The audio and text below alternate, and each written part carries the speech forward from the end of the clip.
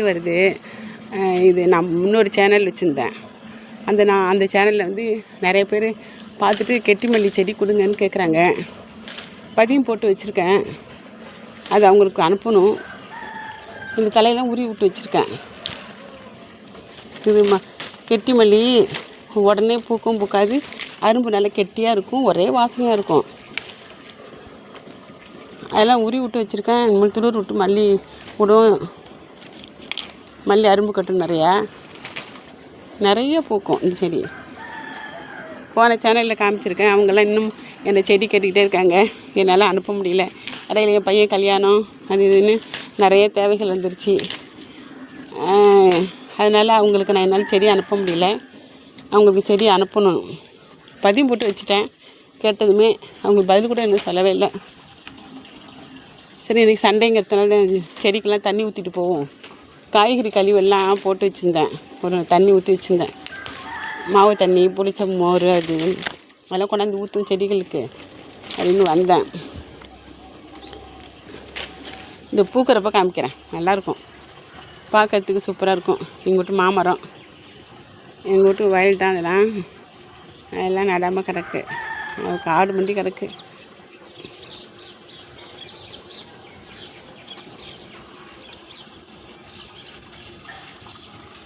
தண்ணி பிடிச்சிட்ருக்கேன்.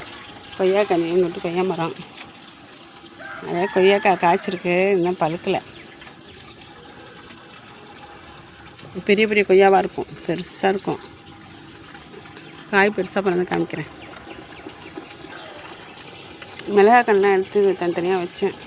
இது எல்லாத்தையும் ஒன்று வச்சுட்டு மீதி எல்லாம் எடுத்துக்கொண்டு வேறு வீடு இருக்காங்க, அந்த வீட்டில் கொண்டு அந்த வீட்டு தோட்டத்தில் வைக்கணும்.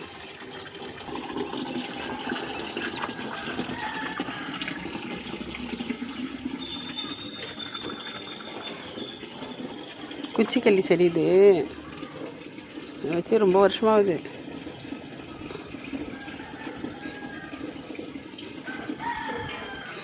கொடிக்கல்லி, குச்சிக்கல்லி, பென்சில் கல்லின்னு சொல்லுவாங்க. இது ரொம்ப நல்லதானே. தொண்டையில் உள்நாக்கு வளர்ந்துருந்தால் தொண்டையில் மேலே தான் லைட்டாக அந்த பால் தடவுனா, மேலே உள்ளார தடவிடாதீங்க.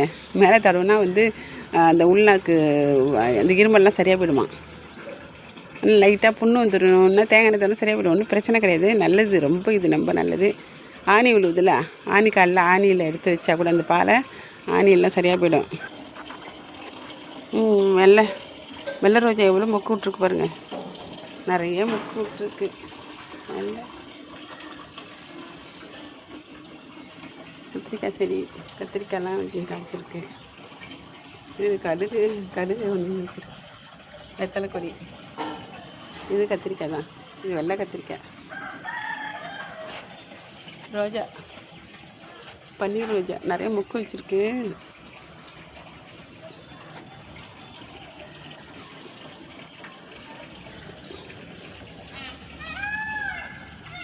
எல்லாம் கவாத்து பண்ணணும். செடியெல்லாம் நறுக்கி விட்டு சரி பண்ணணும். இது ஒரு கத்திரிக்காய். இது இப்போ தான் முதல் முறையாக காய்க்குது. இது நீல கத்திரிக்காய் தான் வருங்க. இந்த காய்கறி கழிவுகள் இருக்குல்ல, இந்த தண்ணியை கலந்து கொண்டு ஊற்ற போகிற செடிக்கலாம்.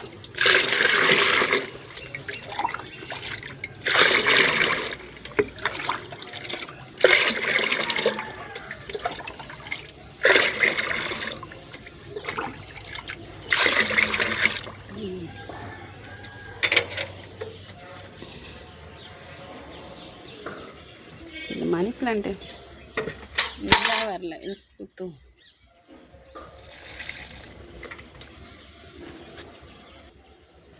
சண்டே சும்மா வீட்டில் இருக்கிறத ஏதாவது செய்வோம். போய் தான் பிரேக்ஃபாஸ்ட்லாம் ரெடி பண்ணணும். அது வரைக்கும் தண்ணி ஊற்றுவோம் செடிக்கு.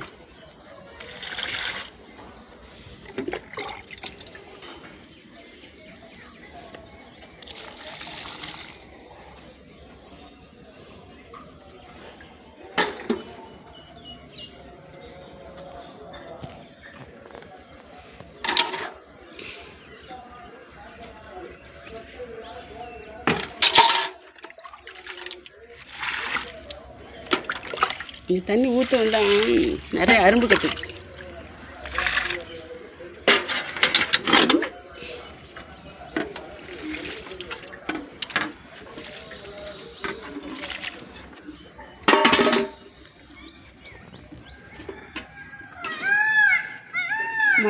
மயில் கற்றுக்கு பாருங்க, மயில் இருக்குங்க.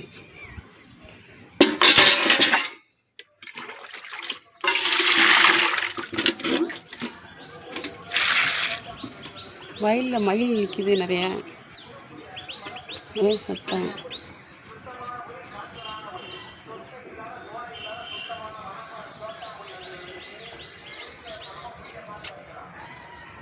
இங்கே ஒரு அணில் கொய்யாக்காவை ஒரு மாதுளங்கன்று நிறைய மாதுளம்பழம் பழுத்திருக்கோம்.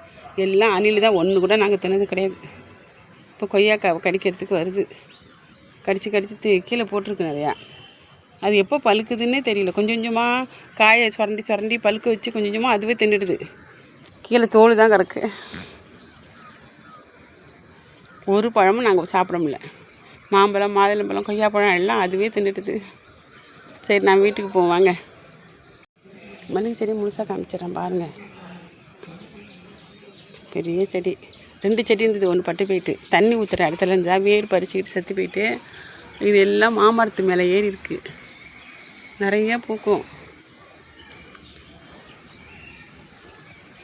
ஒரே வாசனையாக இருக்கும்.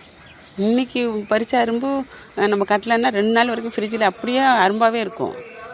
உடனே சீக்கிரமெல்லாம் பூக்காது. இந்த அரும்பு வந்து எங்கேயுமே கிடையாது, எங்கள் வீடுங்களில் மட்டும்தான் இருக்குது பரம்பரையாக. இப்போ கேட்டு ஒவ்வொருத்தர் வாங்கி வச்சுருக்காங்க.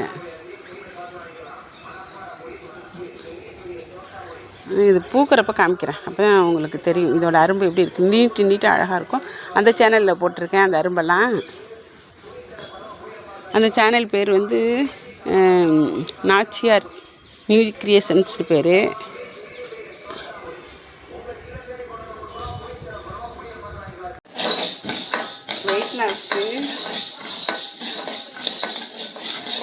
கொள்ளு சுண்டல் தான் பண்ண போகிறேன். காம்பரை கொஞ்சம் கொள்ளு சுண்டல் பண்ணி கொடுத்தீங்கன்னா நல்லது.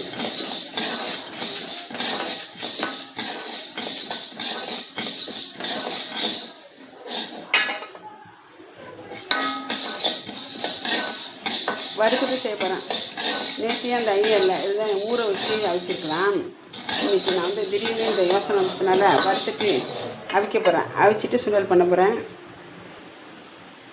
நல்லா கழுவிட்டு அரிச்சிட்டு குக்கரில் போட்டு வேக வச்சுக்கிறேன்.